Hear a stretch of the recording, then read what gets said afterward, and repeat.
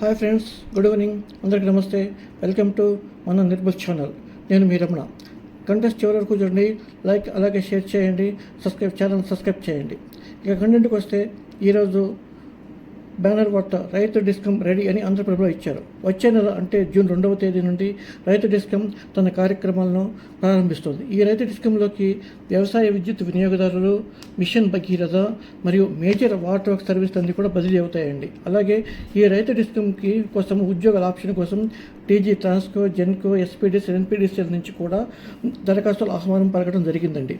అలాగే ఈ నెల 28న ఈ రైతు డిస్కం గురించి ఏమైనా అభ్యంతరాలు కానీ సూచనలు ఉంటే ఈఆర్సీ బహిరంగ విచారణ ఉంటుంది. ఈ నెలాఖరికి ఉద్యోగుల కేటాయింపు కూడా పూర్తయిపోయి రైతు డిస్కమ్ పూర్తవుతుందండి. అలాగే ఈ రైతు డిస్కమ్ ఆప్షన్కి ఉద్యోగస్తుల నుంచి చాలా విశేషమైన స్పందన వచ్చిందని ఒక వార్త వేశారండి. అలాగే రైతు డిస్కంపై తప్పుడు ప్రచారం చేయొద్దని వెలుగు పత్రికలు ఒక వార్త రాశారండి.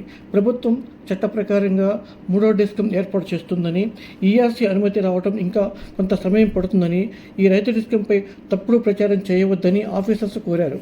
ఎలక్ట్రిసిటీ యాక్ట్ 2003 ప్రకారం ప్రభుత్వం ఈ డిస్కమ్ ఏర్పాటు చేస్తుందని చెప్పారు. అలాగే రైతు డిస్కంకి టీజీ, ఆర్పీడీసీల ఏర్పాటుపై విద్యుత్ నియంత్రణ మండలి నుండి అనుమతి లేదు అని సాగిస్తున్న ప్రచారంలో వాస్తవం లేదని ఉన్నతాధికారులు వివరించారు. Thank you.